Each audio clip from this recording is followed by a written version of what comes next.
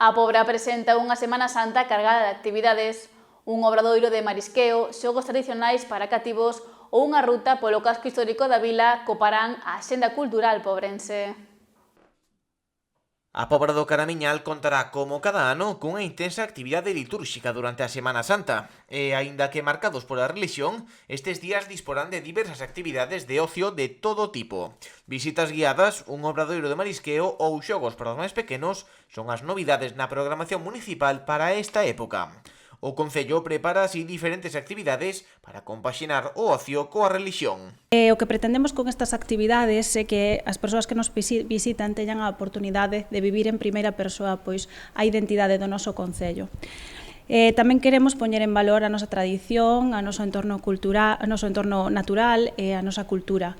E as actividades que temos preparadas son o obradoiro de marisqueo a pé pola Praia dos Areos, xogos populares no Cantón da Leña, ruta guiada polo patrimonio cultural e a visita guiada ao Río das Pedras. Unhas actividades que comezan o mércores 16 de abril na Praia dos Areos co obradoiro de marisqueo a pé. Ademais, ese mesmo día pola tarde, o Cantón da Leña acollera un espazo de xogos tradicionais para rapaces. Estas actividades comezan o mércores 16 de abril.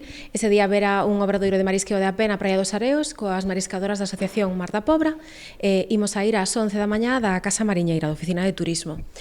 O precio desta actividade é de 12 euros por persoa, agás os nenos e nenas menores de 10 anos que pagarán 6 euros.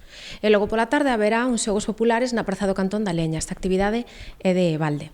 Os outros dous pratos fortes desta programación de lecer daránse o Xoves Santo e o Sábado de Pascua. Para o xoves está programada unha ruta guiada polo centro da vila para coñecer a importancia das edificacións históricas da localidade. O percorrido é de dificultade baixa e terá unha duración d'1 hora e media. Está programada realizar unha ruta guiada polo centro histórico da vila para dar a coñecer a importancia das edificacións históricas, como pode ser a Torre de Bermúdez, declarada Monumento Histórico Artístico de carácter nacional, ou as dúas igrexas. Tamén se dará a coñecer a historia da vila e o porqué das tradicións arraigadas na vila. O sábado será o turno doutra ruta guiada, desta vez polo Río das Pedras. Estará conducida por Joaquín Rubal e nela ensinaránse aspectos relacionados coa tradición oral e a xeoloxía do lugar. A dificultade está fixada en media alta e para acoder ao lugar sairá un microbús dende a Casa Mariñeira ata a parte baixa da paraxe natural. Está previsto realizar unha ruta guiada pola contorna do Río das Pedras, co obxecto de dar a coñecer o valor medioambiental e cultural, ademais de coñecer as lendas atribuídas ao lugar. É unha ruta con dificultade media-alta e está recomendada para persoas maiores de 10 anos.